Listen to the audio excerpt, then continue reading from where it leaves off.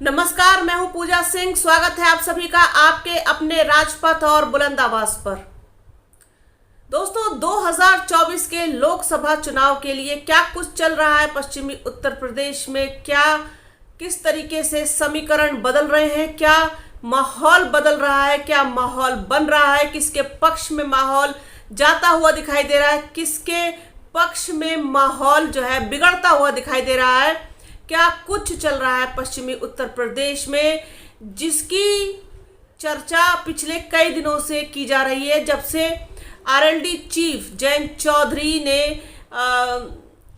विपक्षी एकता की बैठक में भाग लिया, खासतौर पर बेंगलुरु वाली बैठक में, और जिस तरीके से आरएलडी की भूमिका इस समय पश्चिमी उत्तर प्रदेश में हो गई है, तो क्या कुछ बदलेगा आने वाले समय में, और 2024 का जो लोकसभा चुनाव है वो कितना इम्पोर्टेंट रहेगा भारतीय जनता पार्टी के लिए, खास तौर पर पश्चिमी उत्तर प्रदेश में जो उनकी एक साख बनी हुई है, उनकी एक कहना चाहिए कि जमी जमाई जो है वो स्थिति है पश्चिमी उत्तर प्रदेश में। क्योंकि जिस तरीके से जाट जो है भारतीय जनता पार्टी का वोटर बन गया है पिछले कुछ सालों में, तो उनको अपनी स्थितियां मजबूती दिखाई देती थी। लेकिन मैं पिछले कुछ दिनों से पश्चिम उत्तर प्रदेश में हूँ, अपने गृह जनपद मेरठ में हूँ। आज मवाना के पास कुनकुरा गांव है, वहाँ गई थी, लोगों से बातचीत की, माहौल जाना, क्योंकि मेरी एक आदत है, मैं डायरेक्ट कैमरे पर कोई चीज़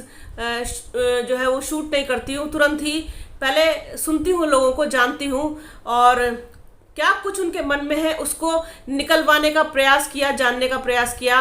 तो एक चीज़ तो बहुत स्पष्ट दिखाई दी, जिस तरीके से लोगों ने बहुत ही कॉन्फिडेंट होकर कहा, पूरे आत्मविश्वास के साथ उन्होंने ये चीज़ कही, मुझसे बात की उन्होंने, खासतौर पर ग्रामीण क्षेत्रों के जो लोग हैं। कुनकुरा गांव जो है बड़ा गांव है, उसमें लगभग सभी जातियों का वोट है। वहाँ पर जाट भी हैं, गुजर भी हैं, और वहाँ दलित भी है, वाल्मीकि भी है, और तमाम दूसरी बिरादरियाँ और है, कश्यप भी है वहाँ पर।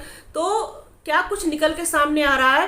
तो एक खास तौर पर मैंने एक चीज़ जो नोटिस किया आप लोगों के साथ, उसको मैं ज़रूर शेयर करना चाहूँगी। वो ये है कि जाटों का रुझान इस बार भारतीय जनता पार्टी की तरफ बहुत कम है, और एक मोह भंग जिसे कहते हैं वो हो गया है जाटों का भारतीय जनता पार्टी की तरफ से।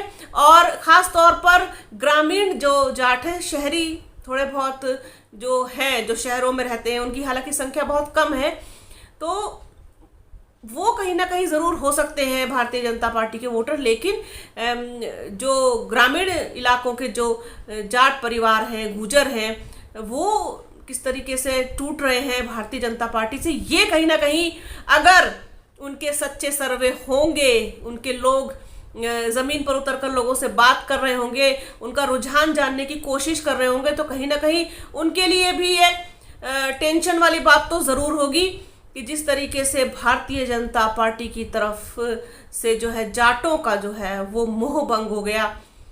ऐसी स्थिति मुझे दिखाई दे रही है पश्चिम में, और जिसकी तरफ जुड़ाव हुआ है वो जो है जयंत चौधरी, राष्ट्रीय लोकदल की तरफ वापसी की है जाटों ने। और आपको जानकर के हैरानी होगी कि यहाँ पश्चिम में जो जाट के साथ अगर कॉम्बिनेशन बनता है तो वो है दलितों का और मुसलमानों का। तो दलित, मुसलमान और जाट ये मिल जाएंगे जब, तो जिस पार्टी की तरफ भी ये जाएंगे, अब किस पार्टी की तरफ जाएंगे ये तो आने वाला समय बताएगा। क्योंकि अभी तक भी विपक्षी एकता की जो टीम है, जो जिसको इंडिया नाम दिया गया है, उसमें अभी बसपा सुप्रीमो मायावती की एंट्री नहीं हुई है। अब अगर उन्होंने चंद्रशेखर आज़ाद रावण को एंट्री दे दी है, तो उनकी तरफ जाट वोट कितना जाएगा, ट्रांसफ़र होगा कि नहीं होगा, ये सब कुछ तो आने वाले वक्त में पता चलेगा। लेकिन अभी बसपा सुप्रीमो मायावती की एंट्री उस खेमे में नहीं हुई है।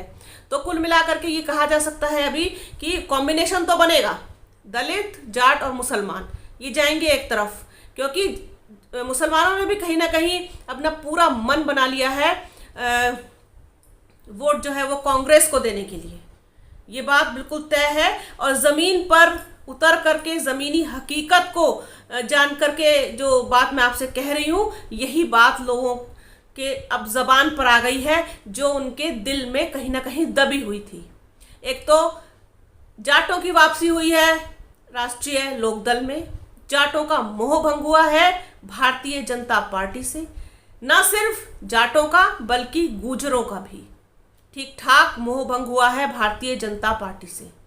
इसके अलावा मुसलमान बिल्कुल नहीं जा रहा है समाजवादी पार्टी में, उसने अपना मन बना लिया है जाने का कांग्रेस के साथ, और कांग्रेस उस विपक्षी एकता में मुख्य भूमिका में है। जैन चौधरी जाएंगे उसके साथ। तो जाट और मुसलमान ये तो पहुंच गया उस विपक्षी खेमे में, और बचा अब दलित। दलित डिपेंड करेगा कि मायावती किधर जाती हैं, अकेले रहती हैं या किसी और के साथ गठबंधन करती हैं, या फिर इसी मोर्चे के साथ वो जुड़ती हैं, या फिर तीसरा मोर्चा वो बनाती हैं कोई।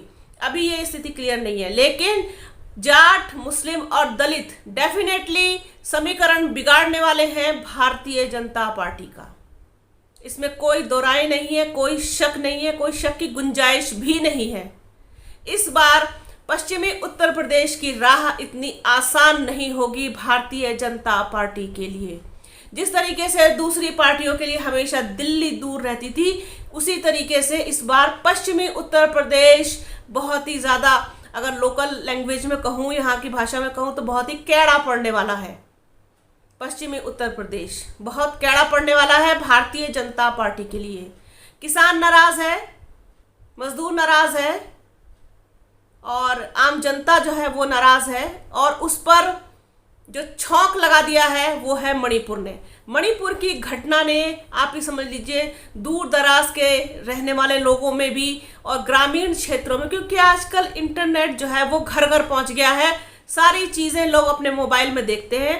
तो ये जो चीज़ हुई है, जो घटना हुई है मणिपुर की, खास तौर पर उन महिलाओं का जो वीडियो वायरल होकर बाहर आया है, उसने बहुत ज़्यादा इमेज खराब कर दी है भारतीय जनता पार्टी की।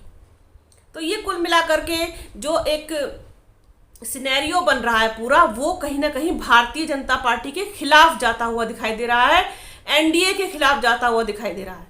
तो इस बार जो है वो अकेले पड़ते हुए दिखाई दे रहे हैं मुझे नरेंद्र मोदी। खास तौर पर पश्चिमी उत्तर प्रदेश में पूरा गणित बिगाड़ेगा पश्चिमी उत्तर प्रदेश। जिस तरीके से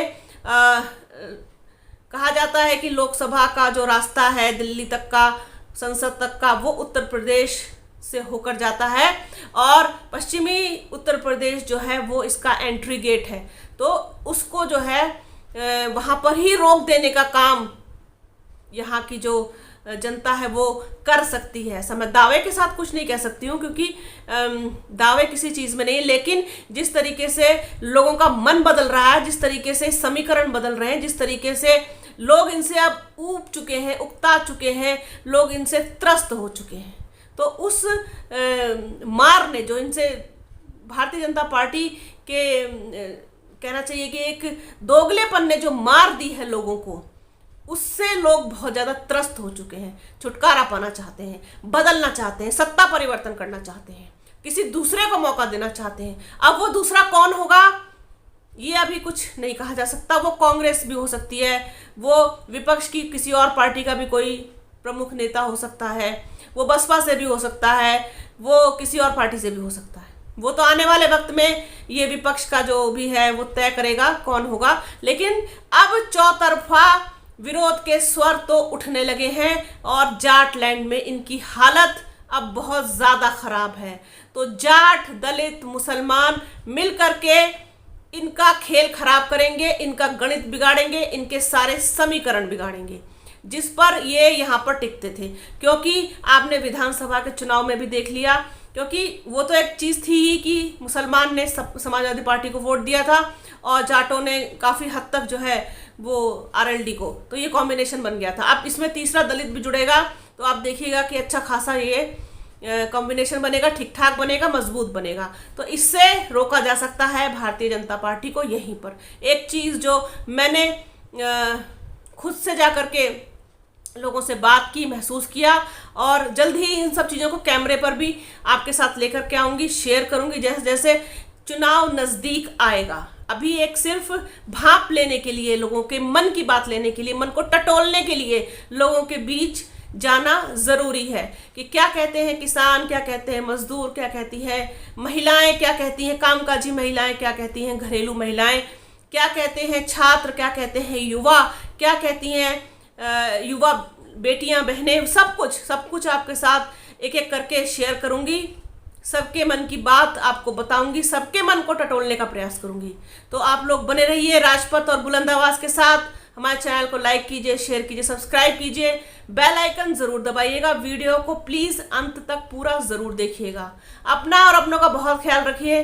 जल्द मिलूंगी आपसे एक नए वीडियो में, एक नए मुद्दे के साथ, एक नई चर्चा में। तब तक के लिए जय हिंद।